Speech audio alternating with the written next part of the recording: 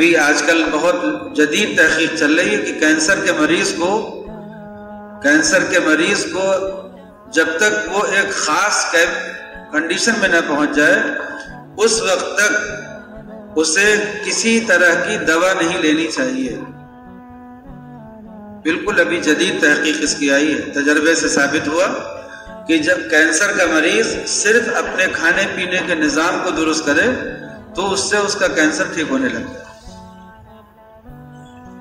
اب یہ چیز ایسی ہو رہی ہے کہ اس کو لوگوں نے غور و فکر کیا، سمجھا، تحقیق کر رہے ہیں، مطالعہ کر رہے ہیں، محنت کر رہے ہیں کہ انسان صرف اپنے کھانے پینے کے نظام کو درست کر کے بڑی بڑی بیماریوں کو ٹھیک کر سکتا ہے.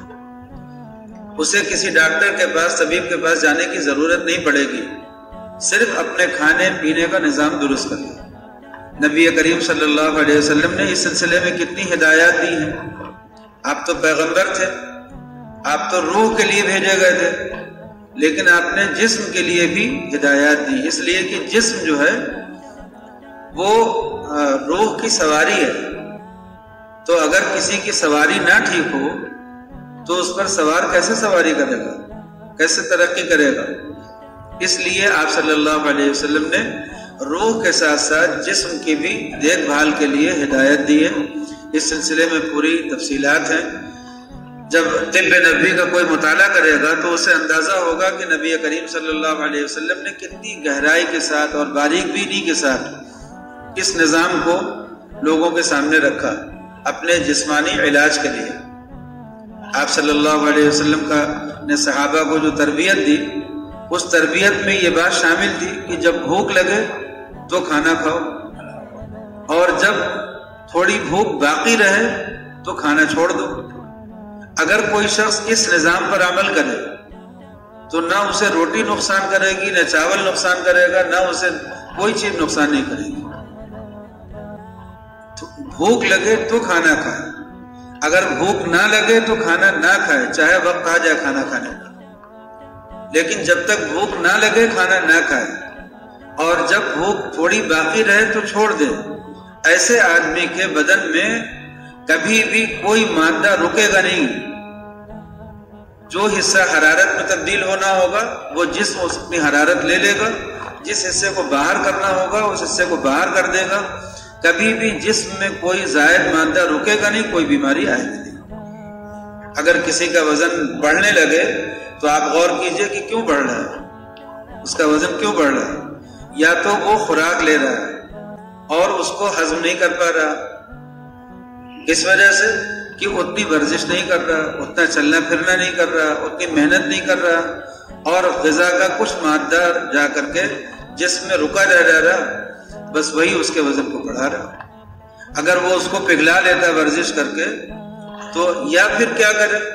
اگر ورزش نہیں کر سکتا، اتنی محنت نہیں کر سکتا تو کیا کرے؟ اپنی غذا کی ترتیب بدل دے. ایسی غذا استعمال کرے جس میں رکنے والا مادہ کم سے کم، ٹھہرنے والا مادہ کم سے کم ہو، صرف اس کو انرجی ملے اور وہ حصہ باہر ہو جائے.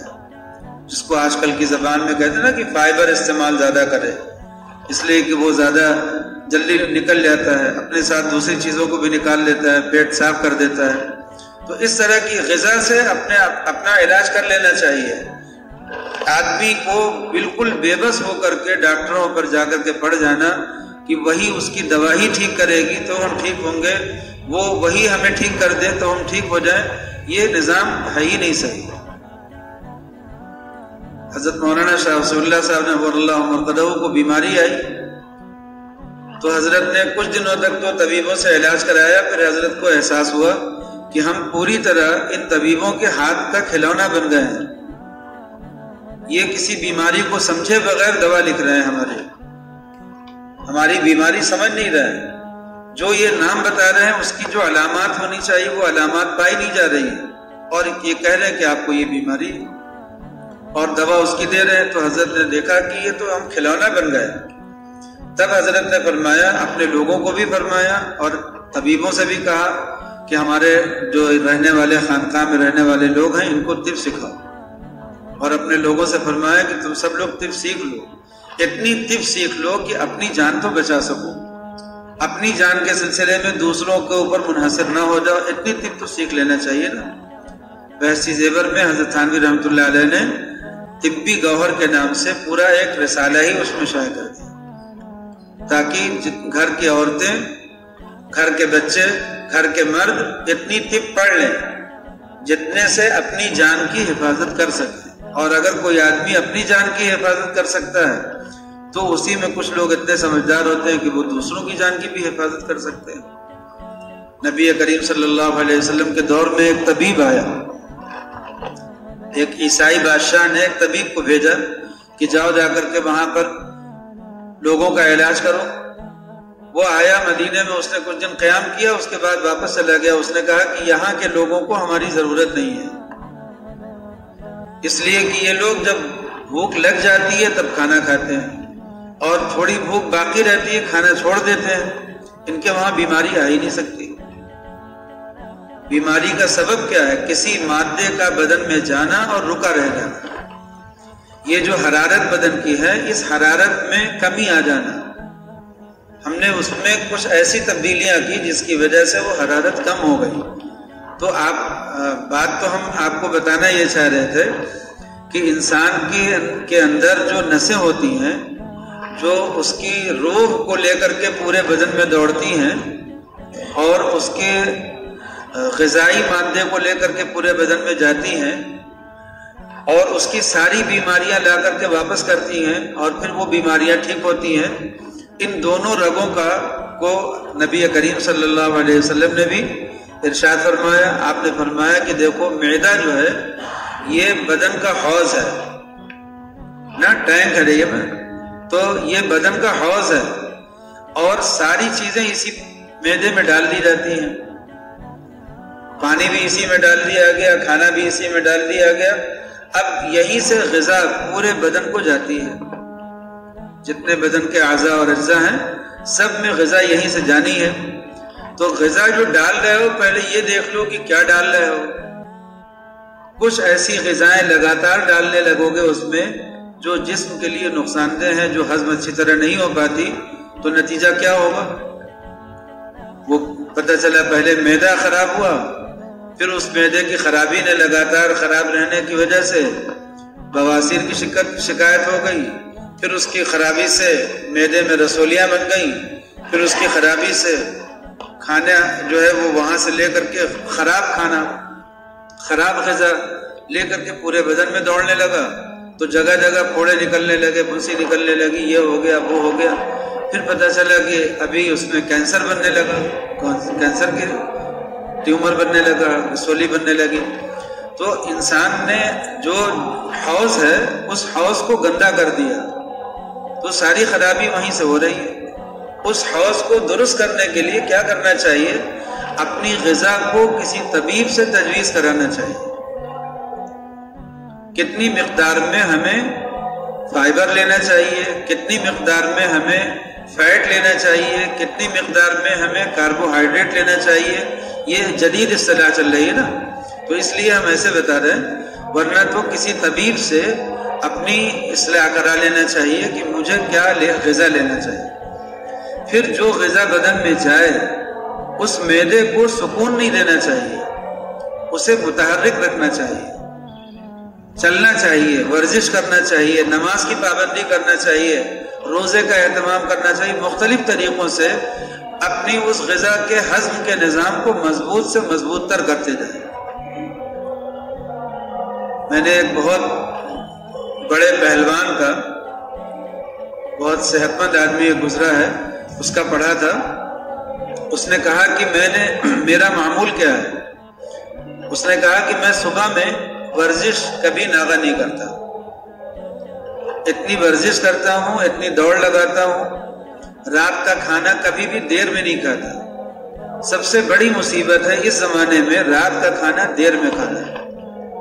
آپ جانتے ہیں سب سے عمدہ کھانا رات کا وہ ہوتا ہے جو سورج ڈوبنے کے ساتھ کھا لیا جائے، اور اگر سورج ڈوبنے سے پہلے کھا لیا جائے تو اور اچھا۔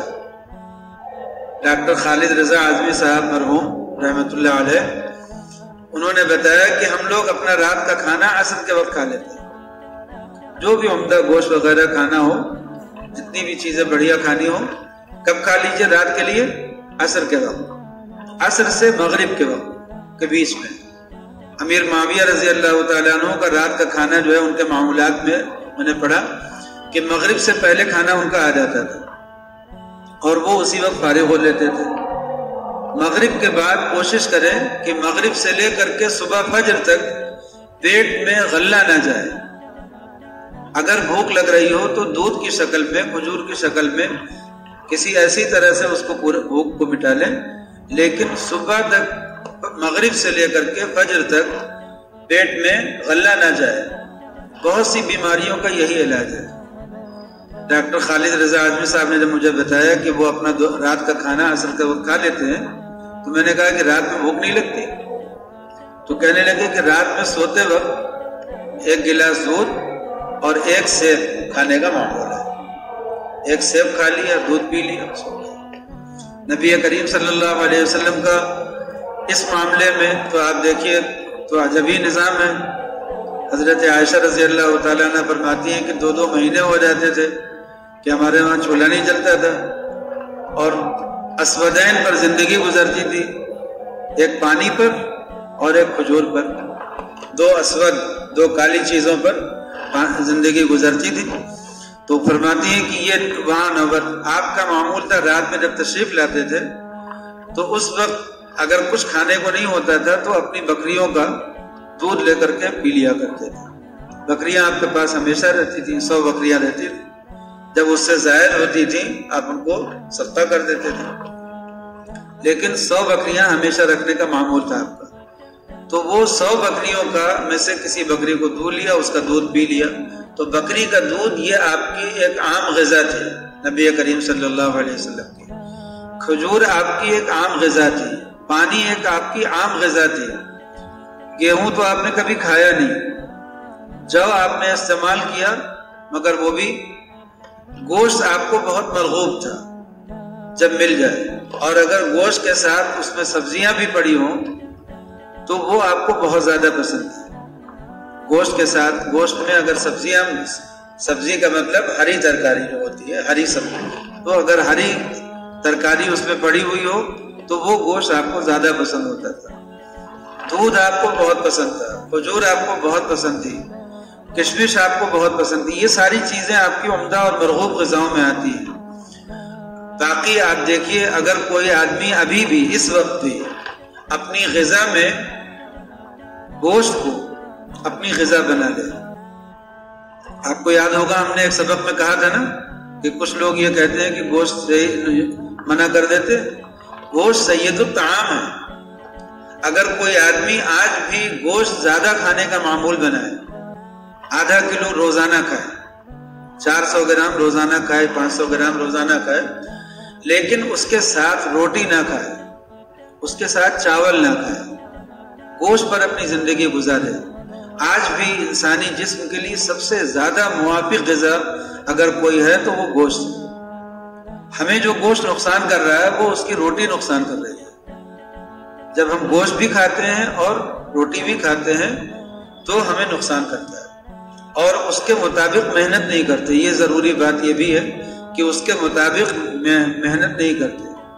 آج ابھی ہم نے غذا کا نظام گڑبڑ کیا، آج بیماری تھوڑی آتی ہے۔ اللہ تعالیٰ نے جو جسم کو بنایا ہے وہ اس اعتبار سے کہ بڑی بڑی غذاؤں کو کیسے کیسے ہضم کر جاتا ہے، لیکن یہ بیماری آتے آتے آتے آتے جڑ پکڑتے پکڑتے تھوڑی تھوڑی اندر اندر بنتی رہتی ہے، وہ ہمیں دکھتی نہیں ہے۔ جب ایک مرتبہ دکھتی ہے، پتہ چلتی ہے، تو معلوم ہوا کہ بہت زیادہ ہو گئی ہے۔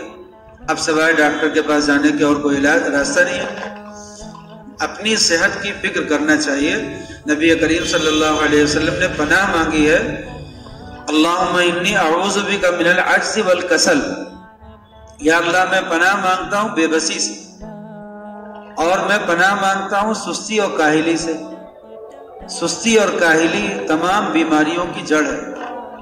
جب آدمی ایکٹیو ہوتا ہے، ہمیشہ تیار رہتا ہے، ہر کام کرنے کے لیے بالکل اپنے آپ کو تیار پاتا ہے، تو وہ آدمی صحت مند رہتا ہے۔ اور جو آدمی اپنے آپ کو ہر وقت تیار نہ پائے بلکہ زیادہ حصہ سو کر کے گزارے یا آرام کر کے گزارے، چاہے صوفے پہ آرام کرے، چاہے وہ کرسی پہ آرام کرے، چاہے جیسے بھی جہاں بھی آرام کرے، ہر وقت ایک آرام کی حالت میں جو آدمی رہتا ہو اس کے تمام غذائی اجزاء ہضم نہیں ہوں گے اور بیماریاں اس کی بڑھ جائیں۔